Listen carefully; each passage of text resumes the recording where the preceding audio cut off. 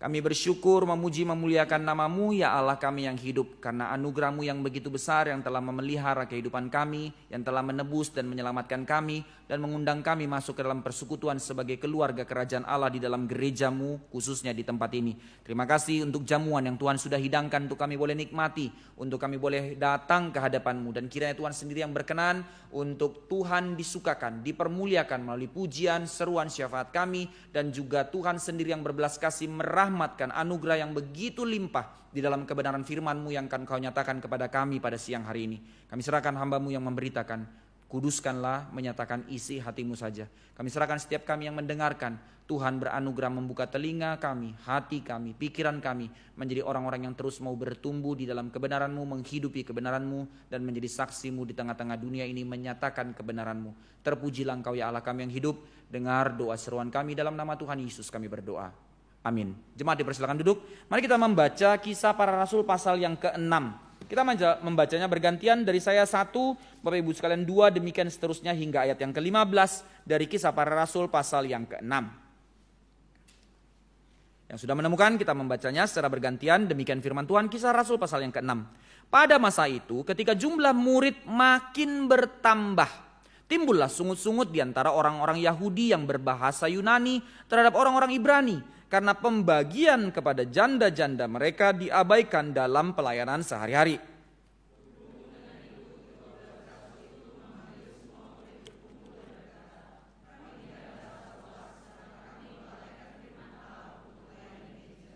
Karena kami melalaikan firman Allah untuk melayani meja. Karena itu saudara-saudara, pilihlah 7 orang dari antaramu yang terkenal baik dan yang penuh roh dan hikmat, supaya kami mengangkat mereka untuk tugas itu.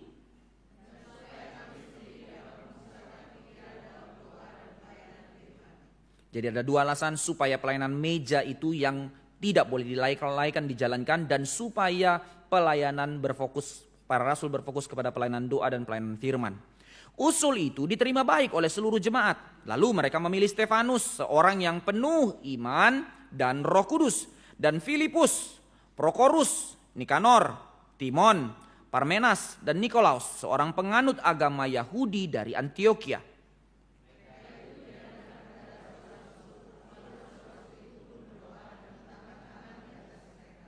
Firman Allah makin tersebar dan jumlah murid di Yerusalem makin bertambah banyak. Juga, ini fenomena aneh, sejumlah besar imam menyerahkan diri dan percaya. Lanjut, 8. Tetapi tampillah beberapa orang dari jemaat Yahudi yang disebut jemaat orang Libertini. Anggota-anggota jemaat itu adalah orang-orang dari Kirene dan dari Alexandria, bersama dengan beberapa orang Yahudi dari Kilikia dan dari Asia. Orang-orang itu bersoal jawab dengan Stefanus.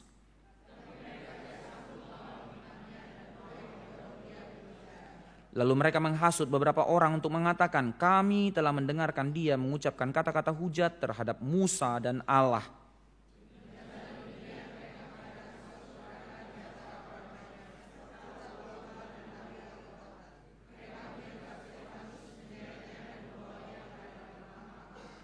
Lalu mereka memajukan saksi-saksi palsu yang berkata, orang ini terus-menerus mengucapkan perkataan yang menghina tempat kudus ini dan hukum Taurat.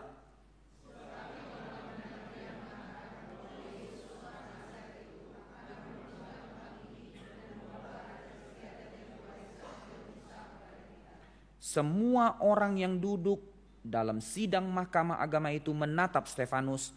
Lalu mereka melihat muka Stefanus sama seperti muka seorang malaikat.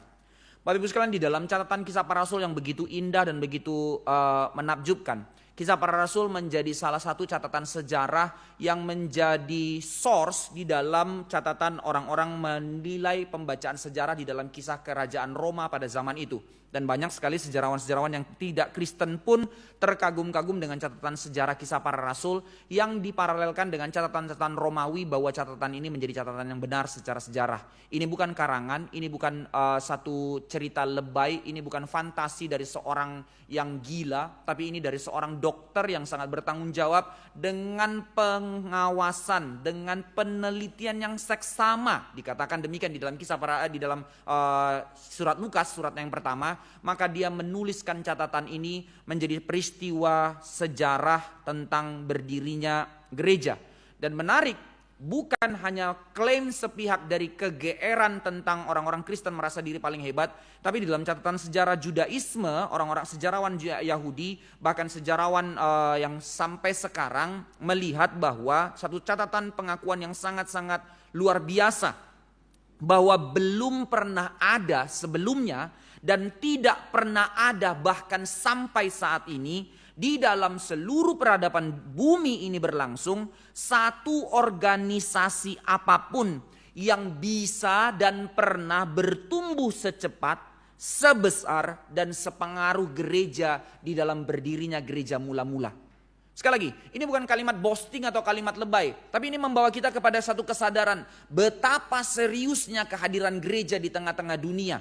Di dalam catatan sejarah pengakuan di dunia, itu bisa kita selidiki. Belum pernah ada di dalam sejarah dan sampai saat ini belum pernah ada lagi satu organisasi apapun yang pernah bertumbuh secepat, sebesar dan sepengaruh gereja.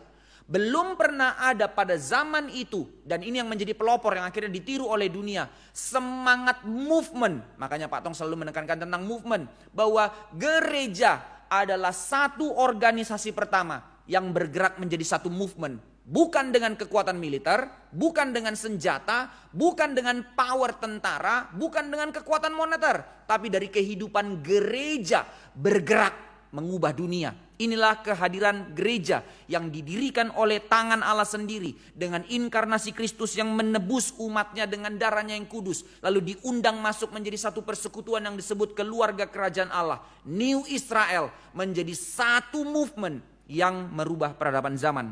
Dalam kurun waktu yang sangat singkat, jemaat sekalian, gereja bertumbuh mulai dari sebagaimana yang diperintahkan di dalam amanat agungnya di dalam Kisah Para Rasul 1 ayat 8. Mulai dari Yerusalem, Yudea, Samaria sampai ke ujung bumi. Dan itu benar-benar terjadi dari Yerusalem sampai ke Roma. Pada zaman itu Roma menjadi kerajaan adidaya dan benar-benar berkuasa atas seluruh dunia. Eropa masih dunia yang gelap. Tapi dari Roma ke bawah sampai ke Asia, peradaban bumi pada saat itu ada di situ dengan segala kebesarannya Roman Empire.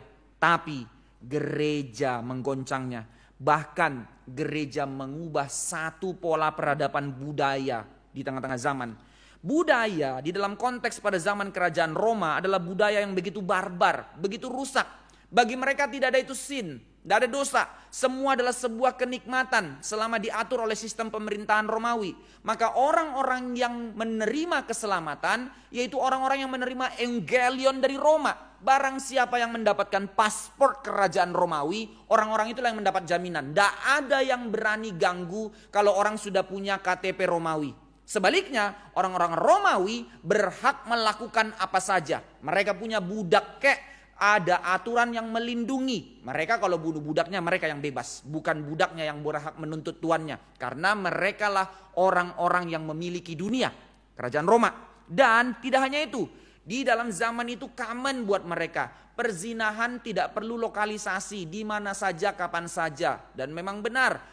Yang dikatakan LGBT dan segala macam. Bukan kasus baru. Mereka mensodomi anak-anak. Begitu menjijikan, itu common di dalam realita. Mereka punya istri lalu mau punya istri lagi atau mau punya simpanan di mana-mana. Itu satu hal yang common. Jadi kalau ada orang memilih beristri satu, aneh buat mereka.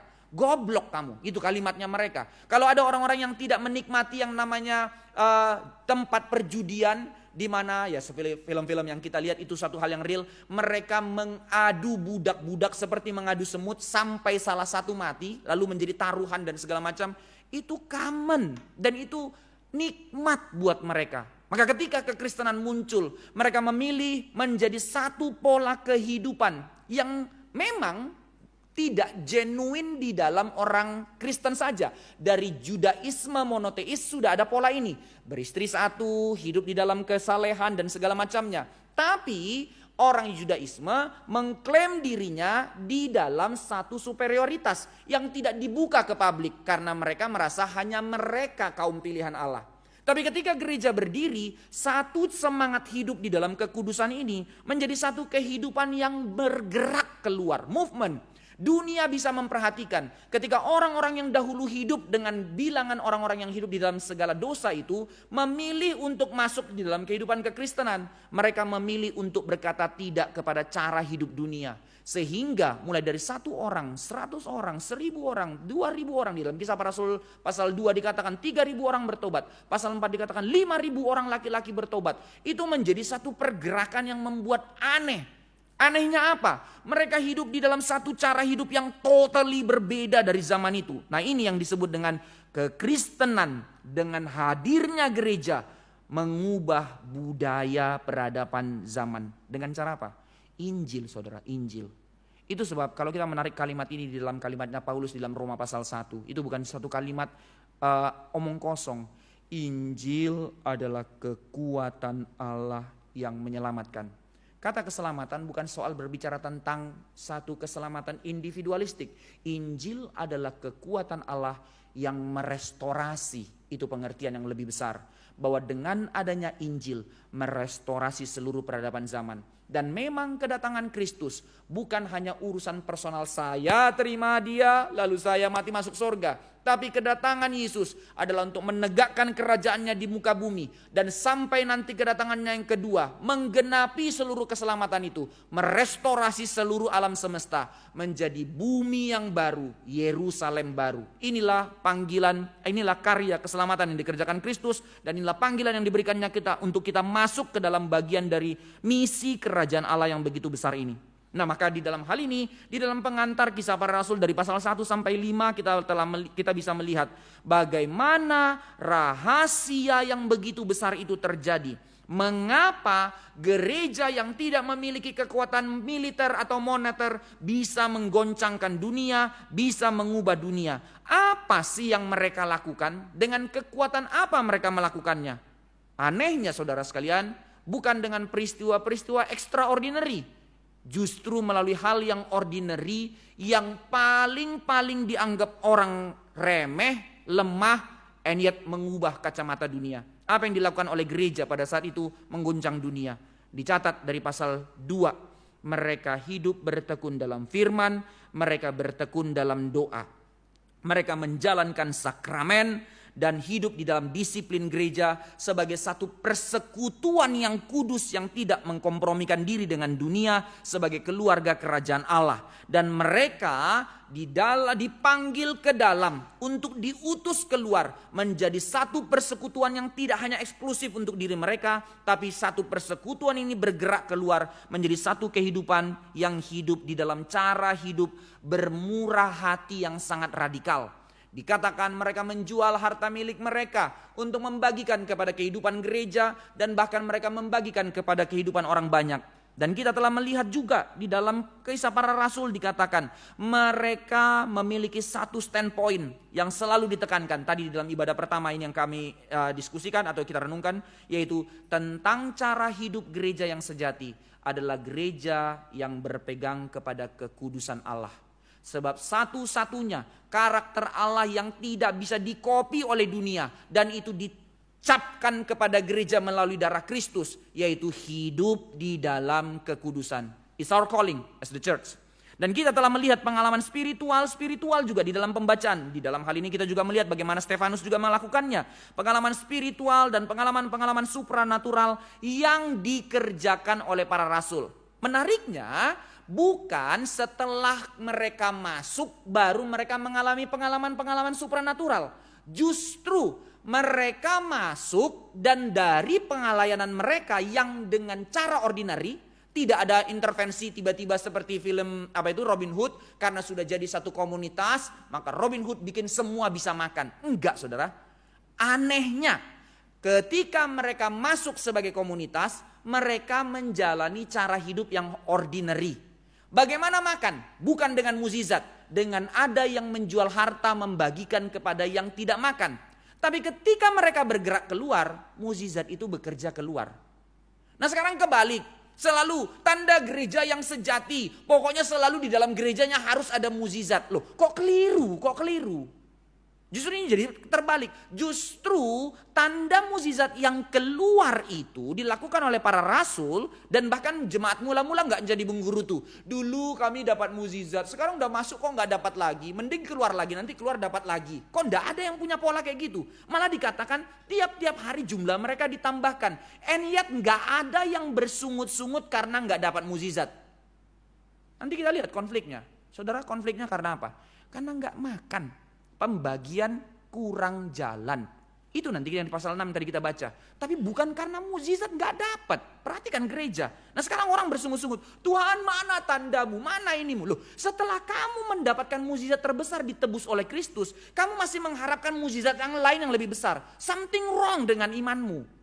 Saya bukan berkata sebagai orang Kristen kita tidak boleh berharap tangan Tuhan bekerja di dalam kesusahan kita. Bukan. Tapi kalau cara iman kekanak-kanakan kita yang terus kita bawa, setiap hal di mana kita berjalan di dalam goncangan iman yang terjadi, Tuhan harus intervensi dengan perkara mukjizat. Saya pakai kalimat Calvin, pertanyakan keselamatanmu. Jika engkau benar-benar mengerti kebenaran firman Tuhan memimpinmu, maka apa yang menjadi keindahan dalam hidupmu? Mukjizat? No. Berjalan bersama Tuhan, itu keindahannya. Kembali dalam hal ini, maka mereka hidup dalam firman dan doa, mereka menjalankan sakramen dan persekutuan sebagai keluarga kerajaan Allah, mereka hidup bermurah hati yang sangat radikal, mereka hidup di dalam kekudusan, dan di dalam perjalanan itu mereka menjalankan pelayanan yang menggoncangkan dunia dengan pengalaman spiritual, pengalaman supranatural yang dialami melalui kehidupan jemaat mula-mula bagi orang-orang sekitar. Bahkan di dalam pasal 5 kalau kita baca ada satu hal yang sangat-sangat, kalau pakai kalimat anak sekarang ya, sangat-sangat lebay. Yesus pernah berkata di dalam kitab Yohanes, kamu akan melakukan perkara yang jauh lebih besar daripada apa yang kulakukan. Dan terbukti, coba lihat ya, pasal 5 satu kalimat yang sangat lebay. Pasal 5 ayat 15. Maksudnya bukan lebay salah, tapi begitu luar biasanya. Dan saya percaya Lukas tidak pernah hiperbola, dia dokter kok. Saya bacakan kalimat yang sangat luar biasa ajaib ini. Yesus saja tidak pernah begini loh. Apa itu? Bahkan mereka membawa orang-orang sakit keluar ke jalan raya dan membaringkan di atas balai-balai dan tilam-tilam supaya apabila Petrus lewat setidak-tidaknya bayangannya, saudara, bayangannya. Wah gila, cuman lewat bayangannya sembuh. Dulu si orang yang pendarahan 12 tahun Yesus lewat, dia harus pegang jubahnya, berdesak-desakan dengan orang, pegang langsung sembuh. Ini bayangannya tok. Wah ini Petrus lebih besar daripada Yesus kah? Bukan. The way untuk mengatakan misi kerajaan Allah, misi restorasi itu membawa manusia untuk melihat perubahan zaman dimulai dari berdirinya gereja.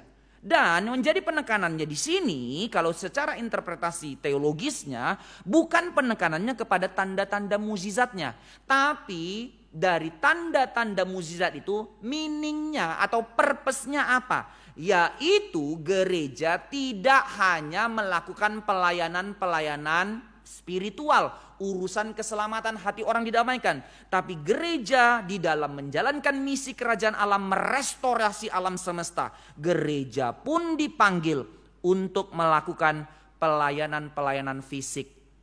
Nah ini, itu yang disebut dengan pelayanan murah hati. Gereja harus bergerak memperhatikan. Gereja di dalam sphere of the sovereignty of God, untuk kita tahu sadar panggilan kita. Inilah yang disebut sebagai gereja menjadi saksi. Ketika Bapak Ibu sekalian dipanggil Tuhan menjadi gereja di dalam bidang medis, menjadi dokter, jadilah dokter yang bertanggung jawab. Menjadi pengusaha, jadilah pengusaha di tengah-tengah dunia. Menjadi seorang karyawan, jadilah seorang karyawan. Menjadi seorang mahasiswa, apapun, bahkan menjadi seorang ibu rumah tangga. Di dalam kesadaran, saya orang tebusan. Saya telah dikhususkan menjadi milik kepunyaan Allah. Saya sebagai gereja dipanggil menjadi alat kemuliaan Allah merestorasi dunia. Makanya jawaban ini tidak bisa dijawab di luar kekristenan. Ngapain ya kalau panggilan orang Kristen, salah satu ya, kita tidak menerima feminisme, tapi kita meng-calling orang lebih tinggi daripada feminisme. Ngapain anak-anak wanita di dalam Kristen sekolah sampai tinggi, S2 sampai ke luar negeri, lalu setelah itu nikah jadi ibu rumah tangga tok? Karena kesadaran restorasi penciptaan. Seserius itu saudara, seserius itu. Jadi bukan hanya sekedar pemuasan kuriositas, potensi saya. Tidak. Kesadaran hidupku merestorasi ciptaan. Karena ini panggilannya. Maka ketika seorang yang sudah tinggi sekolah akhirnya memutuskan dalam pergumulan dengan suami istri. Saya putuskan saya jadi ibu rumah tangga. Tapi berbeda cara pikirnya, berbeda mindsetnya, berbeda purpose-nya. Nah ini panggilannya. Nah sama. Di dalam kita menjadi hidup di tengah-tengah dunia ini. Kesadaran inilah yang Tuhan undang untuk kita miliki. Ini yang dihidupi oleh gereja. Sehingga mereka mengguncangkan dunia. Tapi pertanyaannya, kok bisa ya mereka menghidupi cara hidup yang seperti ini? Atau dibalik, kayaknya nggak mungkin deh, kalau saat itu boleh, kalau saat ini kita gereja nggak mungkin bisa hidupin yang seperti ini. Loh kenapa nggak bisa? Kemungkinannya cuma dua, karena kita salah interpretasi, atau karena memang kita nggak mau hidupi. Bagaimana gereja sekarang ini semua dijual untuk kita serahkan ke gereja? Nah itu salah interpretasi, bukan itu poin undangannya. Tapi kesadaran responsibility etik, menyadari seluruh eksistensi kehidupan kita yang telah ditebus ini dikhususkan menjadi milik kepunyaan Allah. Tidak ada tempat di mana saya membangun tembok di mana Tuhan tidak boleh intervensi. Ini callingnya menjadi gereja, itu maksudnya. Jadi di mana kegerakan Tuhan untuk saya mau dipimpin, bayar harga, di mana Tuhan memimpin saya untuk bermurah hati, di mana Tuhan memimpin saya untuk terus berjalan di dalam kekudusan, di dalam kesadaran sungguh di hadapan Tuhan. Ini callingnya. Tapi kita sekarang semua by default memikirkan untung rugi dari diri sendiri dulu. Nah itu yang jadi masalah. Itu yang membuat gereja tidak menjadi gereja. Tapi ketika kita gereja, makanya dididik dalam gereja ini. Tadi saya katakan di dalam ibadah pertama. Puji Tuhan saudara, kita berusaha menghidupi panggilan gereja. Kenapa di gereja ini tetap menjalankan perpuluhan? Padahal perpuluhan itu adalah seremonial law perjanjian lama yang sudah digenapi oleh Kristus. Kenapa di gereja kita itu ada persembahan sulung, baru CD persembahan sulung, anak baptis persembahan sulung, menikah persembahan sulung, konsep-konsep persembahan sulung. Kenapa di kita ada janji iman? Nah, janji iman tadi ya. Di Jakarta bukan ini tulisannya, janji iman. Kalau di Jakarta janji iman jiwa, suruh bawa orang gitu ya. Wah itu juga janji iman. Kenapa harus ada persembahan rutin, pembangunan dan segala macamnya? Karena kesadaran kita dipanggil untuk merestorasi dunia. Gereja dipanggil untuk menjadi saksi di tengah-tengah dunia. Ini bukan tentang narasi kita, ini tentang narasi, meta narasi kerajaan Allah. Maka pertanyaannya, kenapa mereka bisa melakukan cara hidup yang seperti ini? Begitu radikal bermurah hati, terus berpegang untuk jalan dalam kekudusan, harus mengalami aniaya di dalam penderitaan, dan mereka tetap menjalankan sakramen dan disiplin gereja. Mereka terus hidup bertekun dalam pengajaran rasul dan doa. Kayaknya gak mungkin deh, saya harus kerja. Mereka kerja Bapak Ibu sekalian, mereka kerja. Dan cara hidup mereka itu lebih berat. Tidak ada jaminan, kalau mereka tidak dapat paspor Romawi ketika mereka bekerja, mereka dirampok. Kepada siapa mereka mengadu? Tidak ada tempat untuk bisa mengadu, kecuali dia warga negara Romawi, amanlah dia. Maka mereka bekerja di dalam cara pergumulan hidup mati. Kita masih ada jaminan, kita masih ada hukum, kita masih ada negara yang menata. Tapi mereka, no. Ya kecuali Paulus lah ya, dia berwarga negara Romawi. Maka waktu dia dicambuk, dia diam. Setelah selesai dicambuk, KTP Romawi loh, ketakutan mereka semua. Karena orang yang melakukan itu berhak dihukum mati. Walaupun orang Romawinya tidak mati, tapi sentuh orang Romawi, berarti engkau sentuh jaminan kerajaan, engkau menghina raja. Nah itu yang bisa aman. Tapi orang-orang yang tidak punya KTP Romawi itu, kerja setengah mati, dirampok, mau cari siapa? Mau minta tolong siapa? Begitu berat hidup mereka. And yet mereka bisa menjalankan ini. Why? Pertama, tafsiran orang. Ya mereka cuma orang-orang gila saja. Kalau orang gila gak akan mungkin berjalan sampai 2000 tahun sampai sekarang. Bukan. Nah ada tafsiran yang lebih menarik. Nah ini yang sangat luar biasa. Sudah lama ini tafsiran klasik. Tapi sekarang mulai dimunculkan lagi. Gereja mula-mula itu adalah sosialisme primitif. Sosialisme itu seperti Karl Marx punya konsep komunisme bahwa semua harus bagi rata, spread everything. Ya ini cikal bakalnya bukan dari Karl Marx, cikal bakalnya dari gereja mula-mula. Ngawur betul, nggak ada konsep itu karena bukan pembagian sama rata seperti konsep sosialisme. Karena semua kepemilikan adalah milik bersama, omong kosong. Tidak ada negara sosialisme yang benar-benar adil. Nggak ada. Maka sekarang penduduk Amerika mau berteriak menetapkan sosialisme di Amerika. Welcome to hell lah. Nggak bisa saudara, bukan itu cikal bakalnya. Atau yang ketiga, ini mereka punya doktrin ngawur. Nah ini juga pernah terjadi di Bandung. Apa ini? mereka ini salah mengerti eskatologi. Maksudnya karena mereka percaya, kan Yesus sudah bilang, aku akan datang segera. Maka materi tidak penting, kita sudah hidup ini hanya untuk sambut Yesus. Jual-jual semua, kita kumpul-kumpul sambil Yesus datang. Nah, itu yang dulu di Bandung kan ya. Mereka kumpul-kumpul, sudah jual semua, kumpul-kumpul, Yesus nggak jadi datang. Lalu diwawancara, siapa? Elia atau siapa sih namanya? Kok nggak datang? Iya, keburu polisi datang. Wah gila, Yesus kalah sama polisi. Keren juga itu polisi. Udah bebas loh dia, tapi nggak tahu kemana dia sekarang ya. Penjaranya nggak sampai berapa tahun, sudah di mana dia ya? Penasaran juga, boleh cari itu orang. Jangan-jangan dia ke Surabaya bikin lagi nanti, Yesus mau datang lagi. Lanjut, maka dalam hal ini bukan karena gila, bukan karena ini sosialisme primitif, bukan karena eskatologi yang ngawur berpikir Yesus akan datang. Melainkan ini menjadi satu pola hidup baru, new lifestyle gereja mula-mula. Gaya hidup gereja yang sejati di dalam kehidupan orang-orang yang telah ditebus oleh Kristus. Kehidupan yang dipimpin oleh Roh Kudus. Ini menjadi pembacaan nanti untuk kita bawa pulang, saudara sekalian. Apa arti calling yang diberikan Tuhan kepada kita sebagai gereja pada zaman ini di dalam panggilan yang sama, yaitu dalam undangan yang sama untuk hidup dipimpin oleh Roh. Sekarang kita perhatikan. Maka saudara-saudara sekalian, di dalam inilah gereja disebut sebagai representatif keluarga kerajaan Allah. Gereja menjadi New Israel, Israel yang sejati, yang adalah milik Allah, yang disebut sebagai keluarga kerajaan Allah, keluarga perjanjian baru.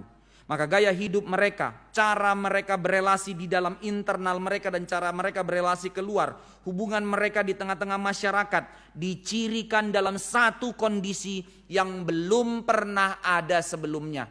Memang persoalannya setelah itu menjadi satu penetrasi bagi dunia, kita sekarang take it for granted. Kita lupa kenapa seluruh azas-azas hukum di tengah-tengah dunia ini ada. Tidak bisa tidak, ini bukan kalimat arogansi. Semua ini terjadi karena pengaruh kekristenan bagi dunia. Maka semua peradaban menjadi muncul. Dan ketika peradaban itu mulai gelap, 500 tahun yang lalu reformasi muncul. Menghasilkan lagi sistem undang-undang bagi dunia. Mengatur peradaban, undang-undang satu negara, undang-undang internasional. Itu semua berbasis kepada apa? Hukum di dalam firman Tuhan. Dan akhirnya dunia mengikuti ritme yang sama. Lalu mengklaim itu juga agama kami, ini juga agama kami dan segala macam. Whatever, tidak persoalan. Persoalannya adalah di dalam kita. Karena semua itu sudah menjadi satu hal yang common di alam semesta ini. Mau orang lain juga baik, orang lain juga menjaga tata krama, orang lain juga seperti ini. Kalau dulu di dalam jemaat mula-mula itu kontras, hanya mereka yang menghidupi itu, dunia tidak menghidupi itu. Sekarang dalam kehidupan kita menghidupi cara yang sama. Sehingga seolah-olah tidak ada lagi perbedaan antara gereja dengan dunia. Kenapa? Karena kita yang take it for granted.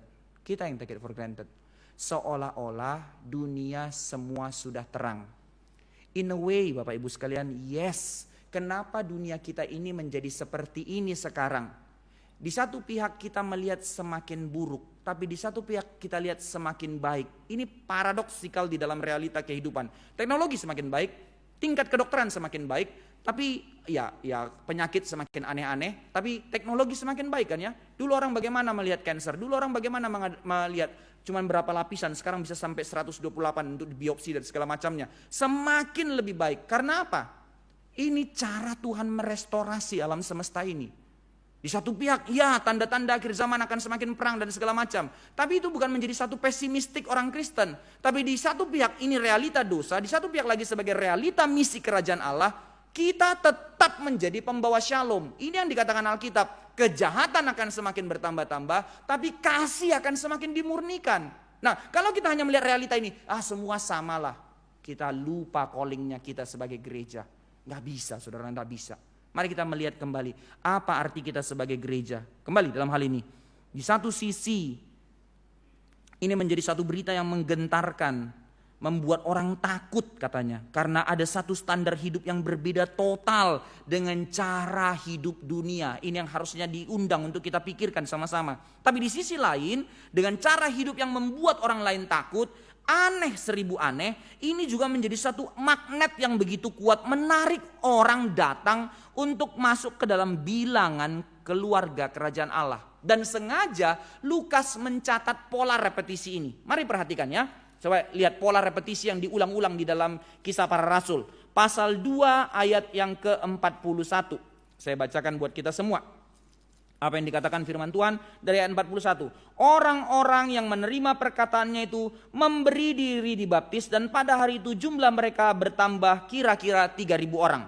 Ayat 47. Sambil memuji Allah dan mereka disukai semua orang, dan tiap-tiap hari Tuhan menambahkan jumlah mereka dengan orang yang diselamatkan.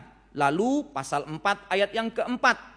Tetapi di antara orang yang mendengar ajaran itu banyak yang menjadi percaya, sehingga jumlah mereka menjadi kira-kira 5.000 orang laki-laki. Tadi pasal 2 cuma 3.000 orang bertobat, campur. Ini 5.000 orang laki-laki, belum termasuk istri dan anak-anaknya.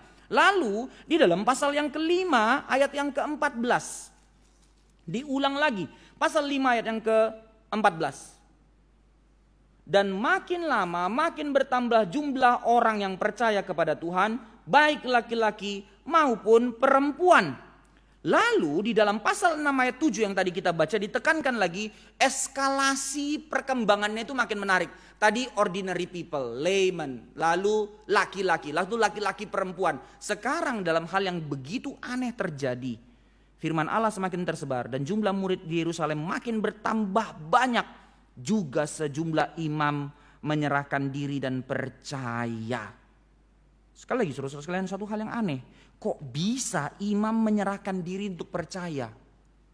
Siapa imam? Orang yang menguasai hukum Taurat, yang menjalankan aturan-aturan ritual, lalu sekarang mereka menjadi percaya. Dan ketika mereka percaya itu tidak gampang. Kenapa?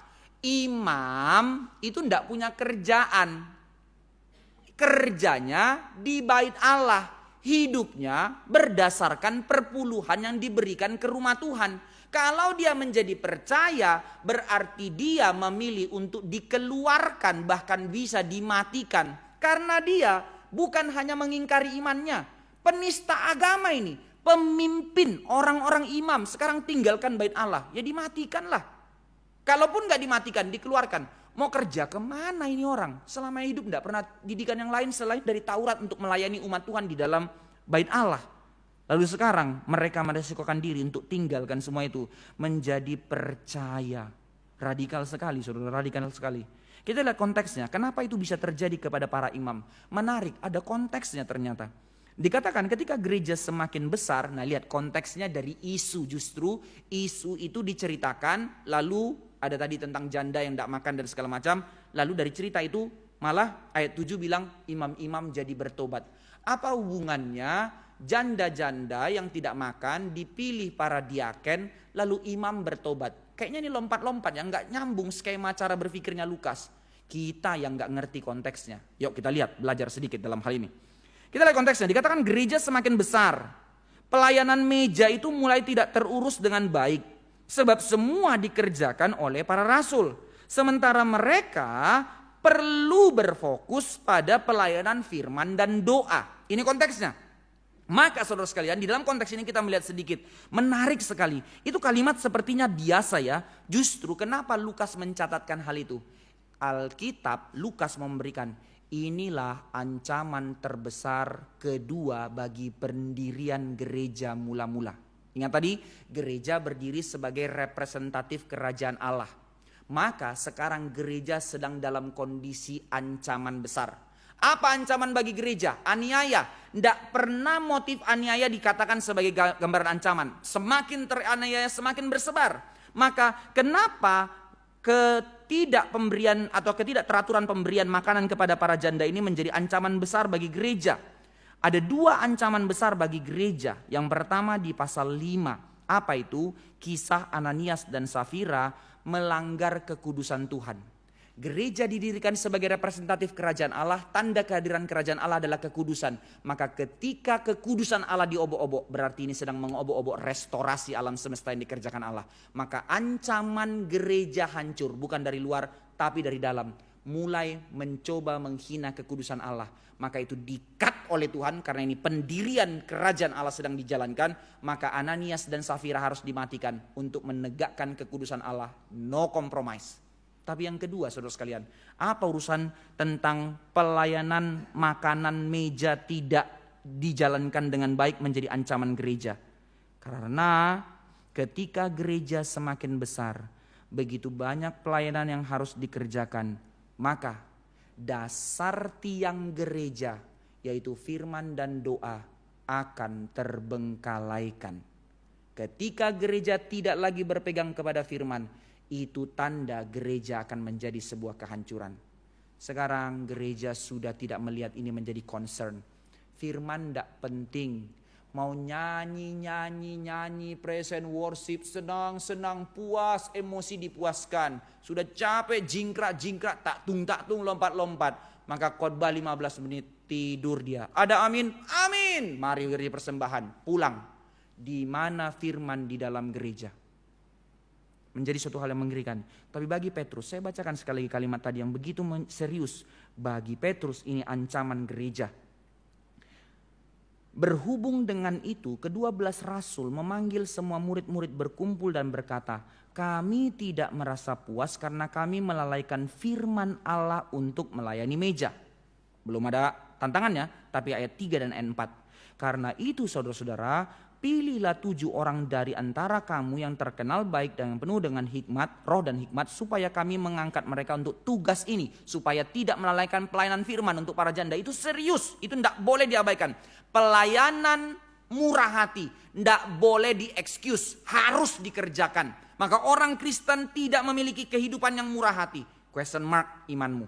Tapi yang kedua, alasan yang paling penting kata Petrus, supaya kami sendiri dapat memusatkan pikiran. Betapa seriusnya peperangan untuk mengerti firman. Dapat memusatkan pikiran dalam doa dan pelayanan firman. Karena itulah tiang gereja, sehingga gereja bisa menjadi satu movement. Gereja menjadi pengaruh bagi dunia. Dan ketika bilangan yang masuk di dalam gereja tidak menjadi membawa konteks luarnya ke dalam gereja, tapi seluruh cara paradigmanya diubahkan untuk kembali kepada firman.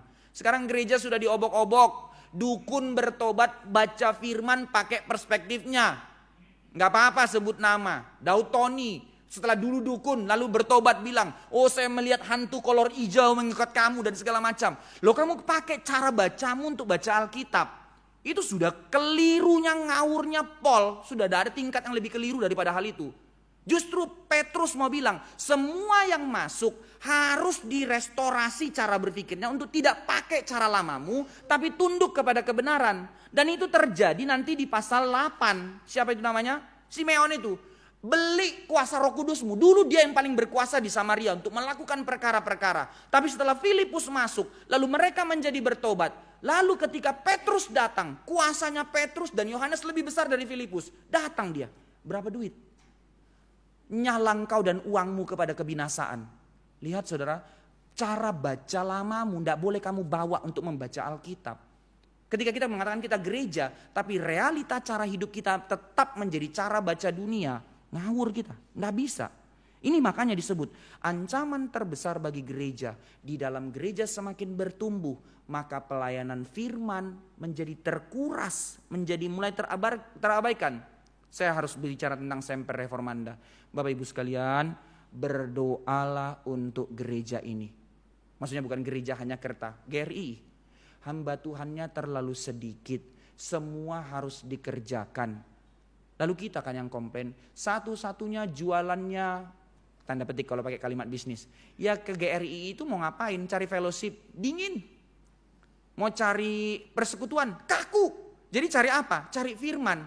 Makanya kalau hamba Tuhannya khotbahnya udah apa ini katanya mau jual firman, sampah begini khotbahnya. Ya tapi giliran kerja dia kerjain semuanya sendiri, nggak bisa. Berdoalah untuk ini bagi Petrus. Inilah kesadaran gereja menjadi gereja. Hamba-hamba Tuhan harus berfokus kepada pelayanan firman dan doa. Jangan pikir ini jadi kalimat cuci tangan Pilatus ya. Oh saya enggak urus yang lain ya. Pokoknya saya berdoa sama firman. Mau jemaat mati, mau ada pergumulan, jangan minta-minta saya konseling. Lah itu hamba Tuhan yang harus ditempeleng mati memang. Bukan itu poinnya. Tapi poinnya adalah bagaimana ketika menggembalakan jemaat Tuhan, kebenaran firman yang dipimpin. Jadi bukan lagi dengan emosi, dengan segala masalah. Ketika seluruh tekanan terjadi, akhirnya hamba Tuhan tidak berfokus dengan firman. Yang ngaco semuanya. Maka saudara-saudara sekalian, ketika sebuah rumah tangga bertumbuh makin besar, memang wajar, pasti badainya makin berat. Pohon makin tinggi, anginnya makin kencang, rumah tangga makin besar, bisnis makin besar, tantangannya makin gede, gereja makin gede. Ya ini menjadi realitasnya. Maka gereja akan mengalami satu tantangan yang tidak gampang. Bahkan di dalam realitasnya, kalau kita tarik dalam konteks kita sekarang, gereja sudah makin begitu besar. Maka apa yang terjadi? Ironis, saudara-saudara sekalian, makin sibuk dengan diri masing-masing. EGP, sekarang udah gak laku ya. Kita orang-orang tua yang tahu EGP, emang gua pikirin. Kalau anak sekarang apa sih? Anak-anak generasi Z, masa bodoh. Oh, whatever lah kalimatnya, intinya itu sama ya. Ya hanya mau dilayani, akhirnya semua orang datang ke gereja dengan mentalitas penonton, merasa sudah bayar, mau datang terlambat, mau pulang lebih cepat gak apa-apa dan segala macamnya. Maka ini menjadi satu anekdot di dalam cerita guyonan di pusat. Mereka sengaja datang terlambat supaya parkir paling depan.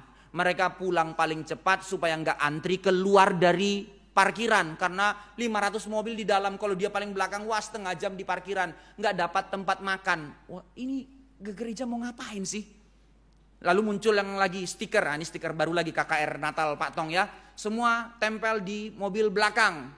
Kalau ketemu di tol, pengen rasanya salib lihat siapa ya orang GRI gitu kan ya, oh teman. Atau kalau ban bocor di pinggir tol, wah itu kan saudara kita, oke tolong. Tapi kalau pas turun dari keluar pintu tol Benyamin Sueb mau masuk ke gereja, wah itu logo GRI, cepet potong supaya kita dapat parkir. Loh, tadi di luar sahabat, mau masuk ke gereja jadi kompetitor. Wah ini realita, nggak ngerti saya, nggak ngerti.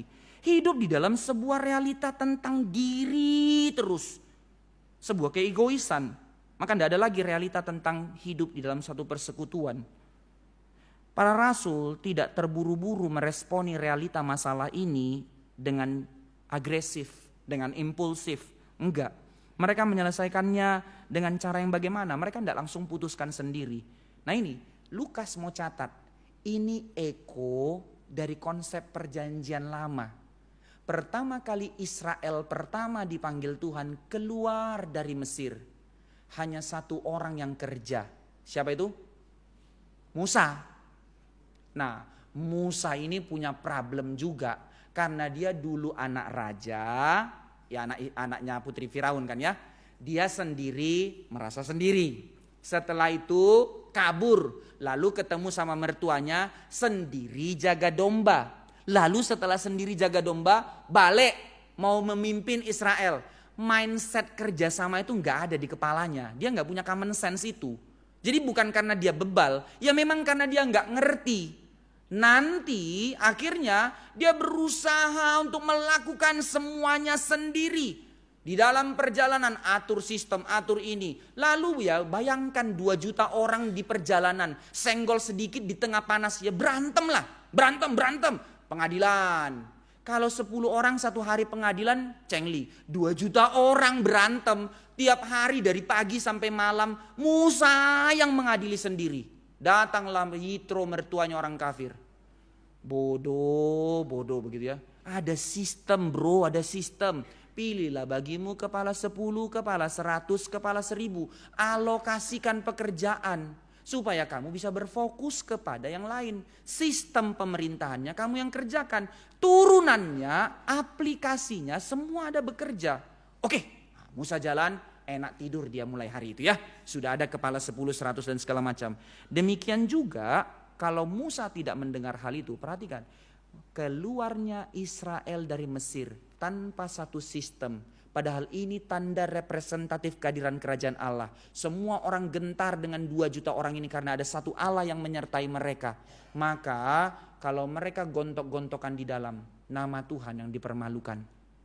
Itu sebab ketika mereka benar menjadi degil hati, lalu mereka teriak sama Musa, apa ini ndak enak, mending balik ke Mesir, makan daging, ndak apa-apa jadi budak, yang penting makan daging. Wah, degilnya hati mereka menghina Tuhan. Maka Tuhan bilang, aku udah kadung janji, wes tak kasih itu tanah perjanjian, tapi aku ndak sertai lagi, kuutus malaikat menyertai kamu.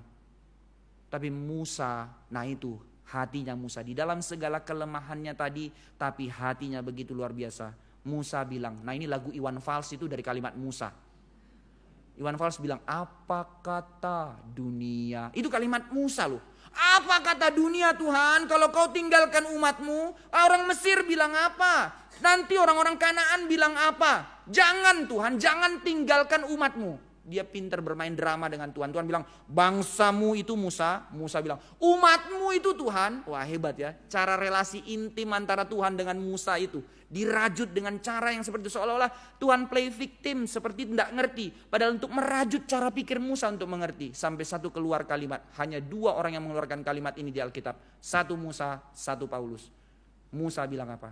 Lebih baik kau cabut namaku dari kitab kehidupan daripada kau tinggalkan umatmu. Wah itu beauty sekali. Satu kesadaran bermurah hati yang total. Menyangkal diri sampai total. Nah itu kan tipologi atau bayang-bayang dari Kristus yang menyerahkan nyawanya. Nah ini panggilan jadi gereja. Maka ketika Petrus menyadari hal ini, menyikapi dari pola umat Tuhan yang pertama dipanggil. Sekarang terjadi di dalam gereja sebagai New Israel yang sejati. Juga punya problem yang sama, diobok-obok dari dalam karena pelayanan ini. Maka apa solusinya? Ancaman terbesar supaya gereja tidak hancur karena one man show. Pilihlah diaken. Saudara terlalu serius kalimat ini. Bagaimana hikmat ini diberikan kepada Petrus? Cuman seorang nelayan, tapi diberi Tuhan hikmat yang begitu besar. Maka ketika pemilihan diaken terjadi, ini bukan hanya urusan struktur gereja. Ini bukan sekedar urusan job desk, tapi satu kesadaran peperangan rohani untuk menjalankan misi kerajaan Allah di tengah-tengah dunia, merestorasi alam semesta. Pilihlah bagimu diaken. Maka berdoalah di dalam pemilihan, bukan soal like dislike, bukan soal kenal tidak kenal, tapi kesadaran keseriusan memikirkan kerajaan Allah, memperhatikan kebutuhan orang-orang. Jadi kalau semua harus dikerjakan satu orang ya rusak. Tidak ada orang melayani berpikir kalau nggak ada aku nggak beres gereja ini. Saudara itu cancer. Kalau kamu bertumbuh sendiri, mana ada orang senang tiba-tiba bertumbuh sendiri sesuatu di tubuhnya. Makin gede, bagus you bertumbuh sehat. Yang lain gak bertumbuh biarin. Gak ada itu. Engkau akan cepat-cepat ke dokter untuk biopsi. Oh ini cancer atau ini tumor, buang itu. Maka ketika ada orang di gereja mengatakan, jika tidak ada saya, buang itu cancer dia itu cancer. Nggak ada itu saudara sekalian. Tapi gereja menjadi gereja karena di dalam satu kesatuan. Ada orang yang melayani pelayanan firman dan doa. Ada orang yang melayani pelayanan meja. Ada orang yang melayani apa. Ada yang menjadi diaken. Ada yang menjadi aktivis. Ada yang menjadi jemaat. Semua satu kesatuan menjadi tubuh di dalam satu kesatuan. Nggak ada konsep gereja itu homogen. Semua tangan, semua mata. Nggak ada. Heterogen and yet menjadi satu kesatuan. Itulah gereja. Maka saudara-saudara sekalian di dalam hal ini satu pembelajaran untuk kita melihat menjadi diaken dan aktivis gereja bukanlah hal yang main-main. Itu serius di mata Tuhan. Baik-baiklah bergumul. Bukan berarti karena ini serius maka itu alasan saya ndak boleh jadi diaken. Wah cilaka nanti dijewer Tuhan ya. Karena saya tahu serius saya harus baik-baik berdoa sama Tuhan. Sudah bertahun-tahun saya jadi Kristen tapi tetap terus jadi penonton. Sudah bertahun-tahun saya jadi Kristen tapi tidak pernah mau bergumulkan untuk ikut menyerahkan diri melayani Tuhan. Sudah bertahun-tahun jadi Kristen tapi terus nonton dari belakang. Tidak apa-apalah saya orang belakang saja. Wah kalau bukan Tuhan mau seperti itu jangan. Ya, anekdot-anekdot lucu itu kan sudah terjadi sekarang kan ya. Kita adalah bala tentaranya Allah. Pakai kalimat-kalimat gitu. Maka bagaimana tentara tidak tunduk pada pimpinannya? Kalau setiap hari Senin tentara harus apel bendera. Nah kita tentara kerajaan Allah harus hari Minggu apel dong datang sama Tuhan. Orang-orang berdosa lebih pintar dari kamu. Ada yang jawab, kasih tahu. Kenapa kamu gak ke gereja? Karena saya agen rahasia. Ya agak harus datang kan, sembunyi dong supaya gak ketahuan. Jadi ya datangnya sekali setengah tahun kayak kapal selam begitu ya. Mau jawab apapun ada poinnya untuk alih-alihan. Gak bisa saudara, bukan itu undangannya. Tapi kita menyadari kita sebagai umatnya Allah yang ditebus dan dikhususkan bagi milik kepunyaan Allah. Maka persembahkan hidupmu seturut apa yang menjadi panggilan Tuhan bagimu. Amin. Aminnya kecil ya. Inilah panggilan gereja. Pelayanan gereja itu bukan pelayanan yang cuman pelayanan firman. Nah ini konsep Injili yang kita tolak. Injili itu baik tapi punya satu konsep teologis yang rodong ngawur. Mendikotomikan. Sacred, non-sacred, hal spiritual, hal duniawi. Senin sampai Jumat saya bekerja di dunia, nanti Sabtu Minggu saya menjadi orang rohani. Loh kok pisah? Bukankah ini kerajaan Allah? Dinyatakan bagaimana kemuliaan Allah di tengah-tengah dunia, bukan hanya di tengah gereja, melalui gereja ke tengah-tengah dunia. Ini callingnya.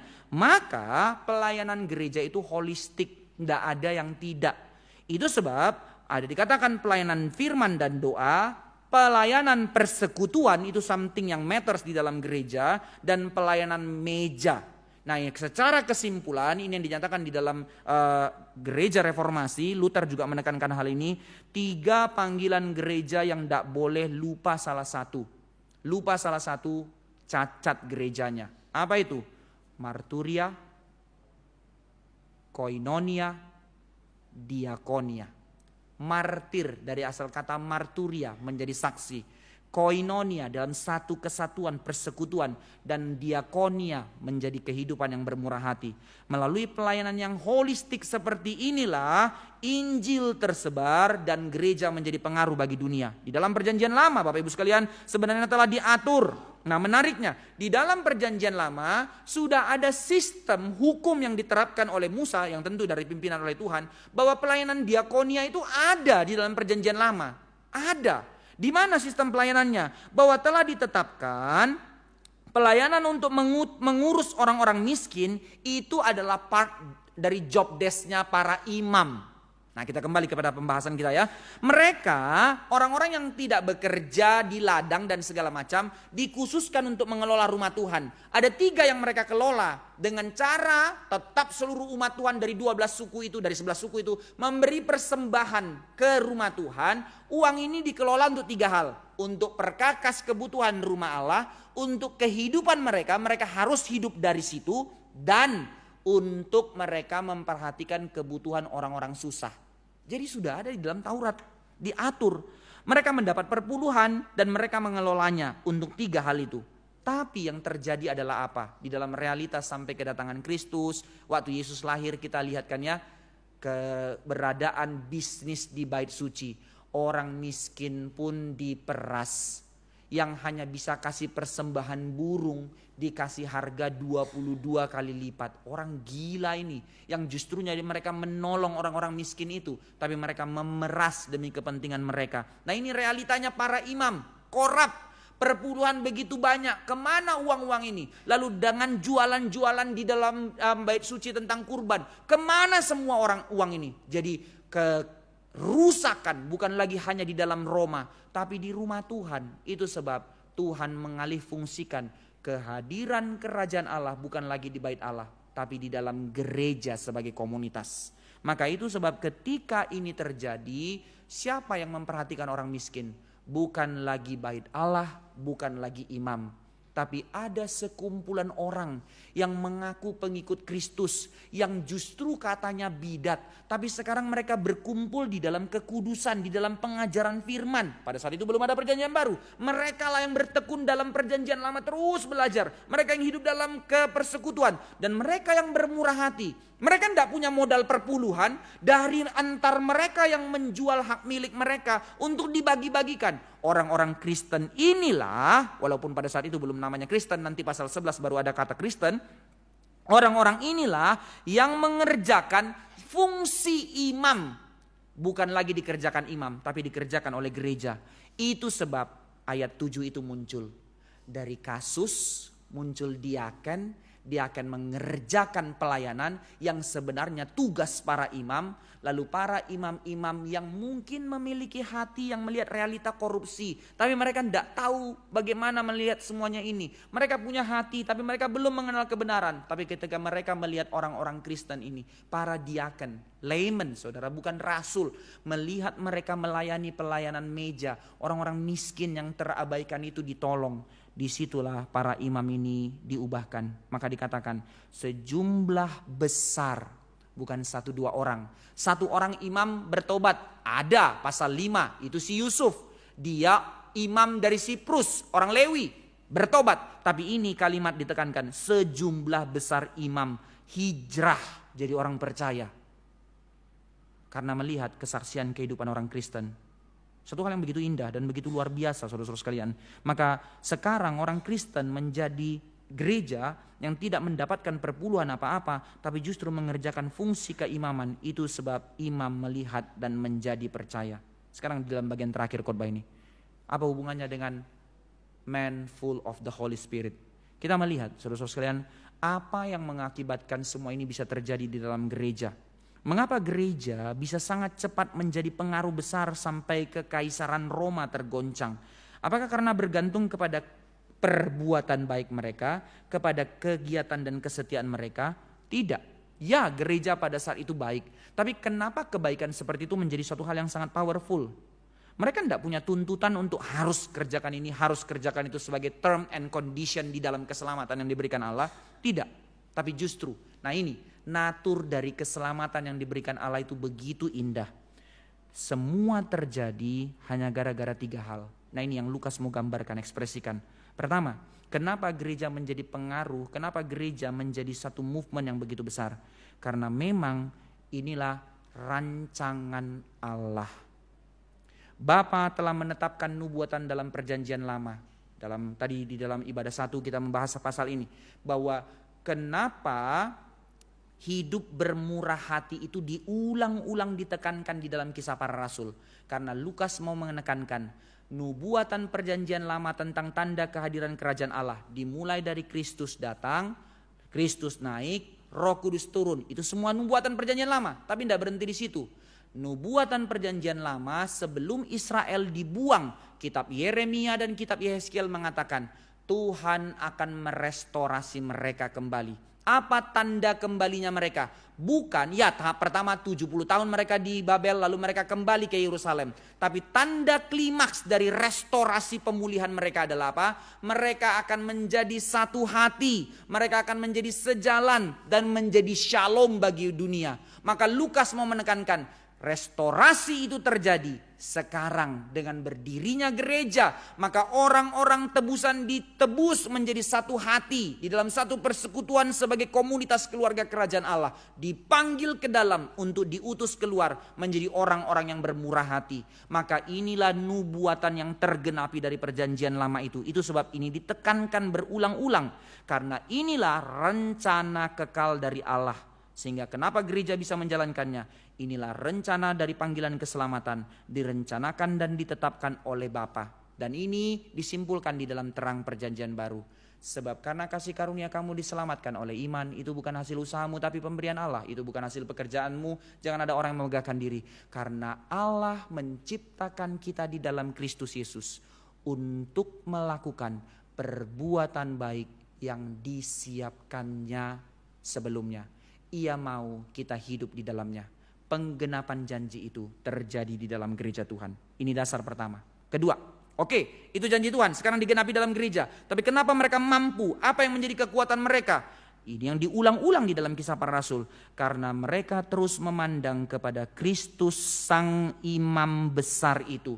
Sebagaimana Kristus Sang Imam menjalankan tugasnya sebagai imam. Apa tugasnya imam? Menyerahkan kurban, memimpin kurban dan memperhatikan orang-orang yang kekurangan. Bahwa Kristus bukan hanya memimpin orang kepada kurban, tapi Kristus sebagai kurban menyerahkan nyawanya bagi kita. Ini berulang-ulang dinyatakan di dalam Kisah Para Rasul. Di dalam khotbahnya Petrus tentang Kristus sebagai imam. Di dalam khotbah pembelaan Stefanus nanti pasal 7. Dia menekankan tentang Kristus sebagai imam. Demikian juga kelak di dalam khotbah-khotbah Paulus. Dia menekankan khotbah bicara tentang Kristus sebagai imam. Maka mereka hidup di dalam terus point of view memandang kepada Kristus. Maka mereka mampu menjalankan fungsi keimaman. Kita bukan imam. Kita bukan dipanggil menjadi imam, tapi tugas keimaman dijalankan, dipercayakan Tuhan kepada kita. Maka yang ketiga, kenapa ini menjadi satu kehidupan yang hidup di dalam kehidupan gereja mula-mula? Pertama, karena inilah penetapan janji Allah dari perjanjian lama digenapi. Kedua, karena mereka terus memandang kepada Kristus yang adalah imam besar sehingga mereka menjalankan fungsi keimaman dengan teguh memandang kepada Kristus. Dan yang ketiga, karena mereka hidup di dalam roh. Nah ini penekanan tadi di dalam Kisah Para Rasul 6 itu. Bukan hanya karena Stefanus saja, tapi intinya pelayanan diakonia didasari oleh kesadaran. Pilihlah bagimu orang-orang yang terkenal baik dan yang penuh dengan roh dan hikmat. Maka semua mampu dijalankan oleh gereja karena kesadaran untuk kebergantungan hidup dipimpin oleh roh. Ini gereja, saudara-saudara sekalian. Maka berapa lama kita terus mau menjalankan segala keputusan dan idenya kita berdasarkan keinginan dan egonya kita.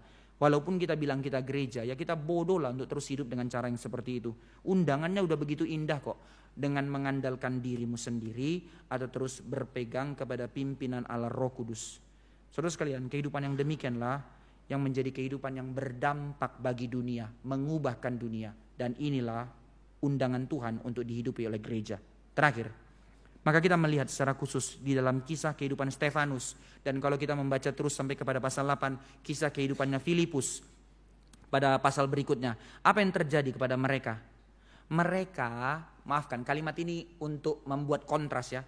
Mereka cuman layman, cuman ordinary people. Bukan rasul yang dipilih oleh Yesus. Orang biasa ini, seperti kita, orang-orang biasa. Orang-orang yang tidak punya kapasitas apa-apa kok. Tapi sekarang diangkat dan dipilih menjadi diaken. Apa yang dikerjakannya? Job desk-nya adalah untuk pelayanan meja, pelayanan diakonia. Sudah dikerjakannya. Tapi apa yang terjadi? Nah ini, orang-orang yang dipimpin oleh Roh Kudus bukan orang-orang yang hanya bekerja di dalam job desk. Tapi mereka adalah orang-orang yang terus mengerti apa yang menjadi hikmat pimpinan Allah untuk dikerjakan. Mereka tidak berhenti kepada job desk. Tentu job desk dikerjakan. Hanya gara-gara dinamika pimpinan Roh Kudus yang harus dikerjakan gak dikerjakan. Itu bukan dinamika pimpinan Roh Kudus. Roh kuda liar itu. Lompat suka-sukanya. Nggak ada. Bukan kayak gitu orang Kristen. Tapi di dalam satu tatanan yang begitu indah. And yet tidak berhenti di dalam hal itu. Terus peka apa yang menjadi kehendak Allah. Dan akibatnya adalah mereka juga menjadi orang-orang yang penuh dengan karunia dan kuasa untuk melakukan tanda dan mukjizat. Stefanus melakukan itu, Filipus melakukan itu. Dan mereka menjadi orang yang setia mengkabarkan Injil dengan penuh tanggung jawab. Dari mana kita tahu mereka penuh tanggung jawab? Waktu Stefanus dihadapkan, satu-satunya layman, orang biasa, tapi berhadap-hadapan dengan imam kepala. Dia diseret, imam kepala datang, ahli-ahli Taurat datang, dan Saulus juga ada di situ. Maka waktu dia berdebat dengan teologi, ditariknya dari Abraham sampai kepada Kristus. Setting teologis perjanjian lama dibaca di dalam pembacaan kristologis yang sangat kental. Orang jenius ini bagaimana bisa terjadi seperti itu? Karena dia bertanggung jawab di dalam pembelajaran firman Tuhan. Nah ini yang namanya diaken. Bukan hanya sekedar soal job desk, tapi bertaut kepada firman. Menjadi pelayanan gereja tidak berhenti di dalam job desk, sekali lagi saudara-saudara sekalian, melainkan hidup di dalam dinamika pimpinan Roh Kudus. Jadi ada dua sisi panggilan kita sebagai gereja. Tanggung jawab dan disiplin hidup di dalam daily life kita, di dalam rutinitas yang Tuhan pimpin untuk kita kerjakan. Itu namanya etos kerja, satu kesadaran untuk tanggung jawab. Tapi tidak menjadi kaku, tidak menjadi kacamata kuda, tapi di dalam seluruh tanggung jawab yang daily yang Tuhan sudah percayakan, kita punya hati terus bertaut kepada firman untuk peka dinamika pimpinan Roh Kudus di dalam kehidupan kita. Maka ini bukan dua hal yang bertentangan. Dinamis berarti chaos, bukan. Orang yang selalu konsisten di dalam daily-nya tidak mau dinamika, bukan. Ini dua hal yang paralel di dalam kehidupan kita sebagai gereja. Maka semua itu hanya bisa terjadi karena kehidupan yang dipimpin oleh Roh Kudus. Tentu saudara, ini bukan satu teori, pasti tidak gampang. Karena satu peperangan rohani di dalam kedagingan, di dalam segala benturan dengan realita, tapi untuk mengikuti dinamika Roh Kudus tidak gampang. Tapi arahkanlah hatimu kepada firman. Justru kita di dalam roh, maka kita dipanggil untuk menjalankan 3 tugas panggilan ini.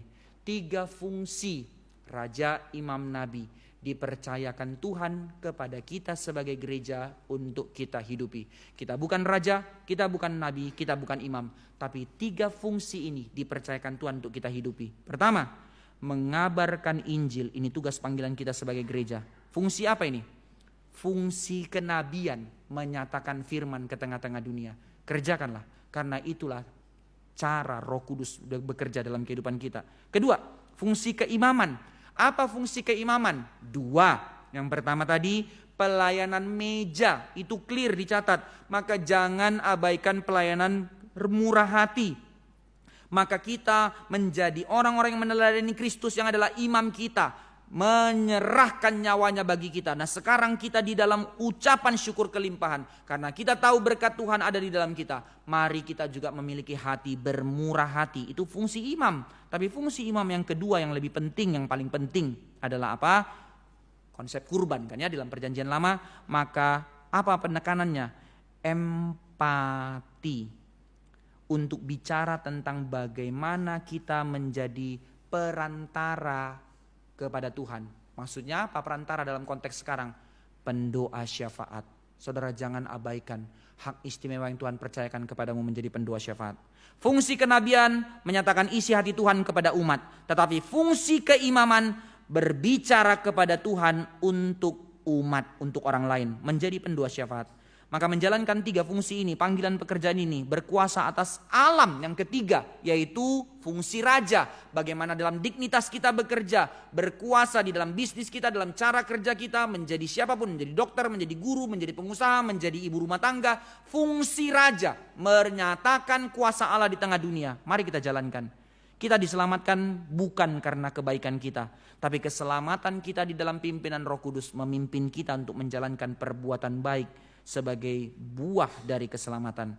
Maka kita melihat saudara-saudara sekalian, orang Kristen mula-mula mengubah budaya yang brutal dengan cara yang ordinary ini. Tapi begitu berkuasa. Bagaimana mereka menghargai kehidupan manusia. Bagaimana mereka memperdulikan setiap orang sampai kepada orang-orang miskin, janda-janda yang di pinggiran jalan.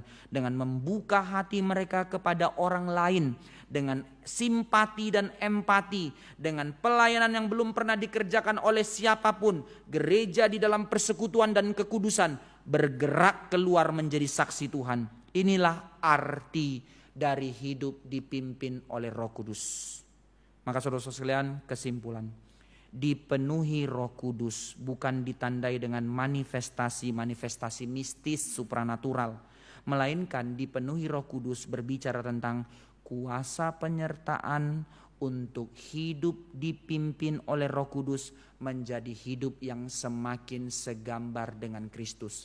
Itu artinya man full of the Holy Spirit. Saudara sekalian, saya tutup dengan cerita. Saya juga dulu bergumul tentang hidup dipimpin oleh Roh. Saya dulu anak yang sangat iseng, usilnya setengah mati sampai tamat SMA. Lalu saya meragukan tentang iman Kristen. Lalu ketika saya merantau, saya memutuskan untuk menjadi orang yang mau ateis. Tapi Tuhan tangkap saya. Setelah Tuhan tangkap saya menjadi Kristen. Tapi saya tetap belum menemukan gereja yang memimpin saya kepada kebenaran. Waktu itu saya di Medan, saya memutuskan GKK, gereja keliling-keliling. Keliling semua gereja untuk cari. Saya tamat SD sudah selesai baca Alkitab.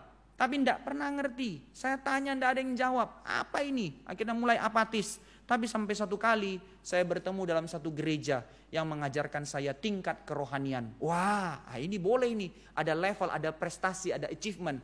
3 tanda. Ini yang ngawur ya. Jangan dicatat untuk dibawa pulang dihidupi. 3 tanda kerohanian yang baik. Pertama, lahir baru. Setelah lahir baru dapat pelepasan. Oh, setelah lahir baru masih ada dilepaskan. Iya, doa pelepasan. Dari roh zina, roh ini, emosi dan segala macam. Doa pelepasan. Setelah itu yang ketiga, kamu mengalami roh. Apa itu namanya mengalami roh? Ya, identifikasi utamanya harus bisa berbahasa roh. Oh gitu, oke. Saya mau Tuhan. Komitmen. Maka saya ikut persekutuan. Namanya JKTK. Keren banget namanya. Jaringan Kesatuan Tubuh Kristus. Hebat, orang pintar ini bikin judul-judul ya. Memang saudara-saudara kita yang di sana bikin judul-judul yang kayak gitu keren-keren. Juga dulu ada di kedengar khotbah. Saudara sekalian, hati-hati menjadi busy.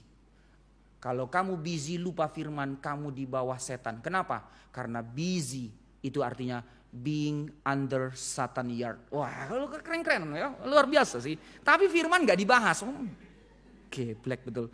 Lanjut. Maka apa yang terjadi? Saya berdoa. Setelah terima KKR, saya percaya saya sudah lahir baru. Oke Tuhan, sudah lahir baru. Terus setelah lahir baru, saya mulai diproyeksikan untuk pimpin kelompok dan segala macam. Masih boleh pimpin kelompok. Tapi setelah itu mau diproyeksikan untuk menjadi song leader dan segala macam. Oh, kalau ini sudah tahapan mimbar. Ada orang-orang khusus, harus doa pelepasan dulu. Kamu yakin sudah? Oh, coba tanya, ya apa yang masih kupegangnya? Oh iya, saya masih temperamental. Kalau di jalan marah sama supir angkot, saya tabok pintunya. Enggak boleh lah, harus dilepaskan dari roh marah. Oke, doa tumpang tangan segala macam. Sudah. Kalau sudah doa pelepasan, tinggal tunggu waktunya. Sepersekian waktu, Roh Kudus akan turun memenuhi kamu. Setiap kali event, saya berdoa. Enggak dapat saudara, enggak dapat. Saya mulai kecewa, Tuhan kurang apa? Saya puasa. Saya puasa. Demi minta. Enggak dapat. Mungkin kamu kurang membawa jiwa supaya kamu makin dipenuhi. Total selama hampir 1 tahun, saya berhasil bawa 100 orang ikut ke persekutuan ini. Saya bawa satu-satu jiwa. Setelah saya keluar dari situ, mau 1 orang dikeluarkan pun tidak bisa. Jadi saya sudah sesatkan 100 orang pada saat itu ya. Nah itu dia terjadi. Waktu itu terjadi, sudah masuk. Yang baru masuk 2 minggu, tiba-tiba sudah bisa laba. Loh, kok dia 2 minggu sudah bisa? Saya 1 tahun tidak bisa. Apa-apaan ini Tuhan? Lalu saya sudah mulai kecewa, saya putuskan gak datang lagi. Sakit hati saya. Tapi inilah cara komunitas dunia ya, supaya saya datang lagi. Cewek yang panggil saya datang, cantik lagi. Oke lah, bolehlah terakhir gitu ya. Oke, datang. Ini momen Pentakosta. Saya tahu pergumulannya kamu. Pentakosta Roh Kudus turun. Kali ini kamu pasti dapat. Pertama mau dapat Pentakosta Roh Kudus turun, kedua mau dapat cewek-cewek yang ngajak. Ya maulah gitu ya, anak muda memang ya, bodoh-bodohnya begitu. Oke, datang, kumpul. Satu persekutuan mungkin cuma 1/4 ruangan ini, tapi 150 orang dalam ruangan itu. Duduk lesehan semuanya, lalu mulai ibadah hari Pentakosta. Setelah firman, tiba-tiba hamba Tuhannya bilang, terimalah Roh Kudus. Semua dalam sikap berdoa. Ini saatnya Tuhan. Kalau ini ndak ada lagi, ndak mungkin. Ini terakhir, kalau sampai tidak dapat, saya tinggalkan. Tuhan, aku sungguh-sungguh minta, please kasih. Baru mulai musiknya, satu-satu. Lalu saya tidak berani lihat, karena nanti takut cemburu. Yang saya ajak dulu satu. Saya tahulah suara mereka, ini dia nih. Kenapa saya belum?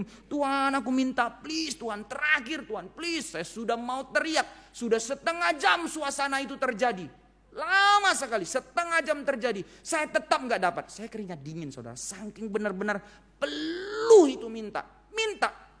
Sampai terjadi bam. Saya kaget. Di kepala saya 1 kayu besar hantem.